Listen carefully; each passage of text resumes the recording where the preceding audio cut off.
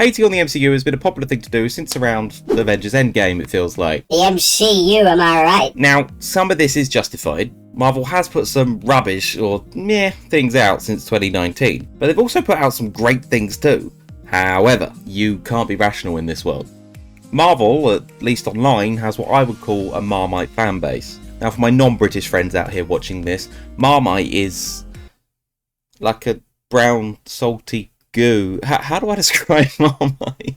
We put it on toast and in sandwiches, right? Okay? But my main point being is nobody is ever in between with Marmite. You either love it or you hate it. But online, if ever you give an opinion, you have to be one way or the other, it feels. No in between. And I feel like that's the same for almost any fan base, and Marvel is no exception to the Marmite rule. You either defend the MCU and stan it until your last breath, or you hate everything it does and call whatever Marvel do trash. Now, I'm not somebody who is naive, and of course I see that there is a lot of forced wokeness within Hollywood. For example, that scene in Endgame is very forced and takes you out of the movie because it's so obvious what that scene is all about. It's the worst way to do representation, in my opinion. I've always been of the belief that if you want to show characters of certain backgrounds or sexuality, the best way to show that is to just let those characters happen to be that way. You know, just like people are in real life. My point being that every time you see either a female or gay character, that doesn't automatically mean it's the woke agenda.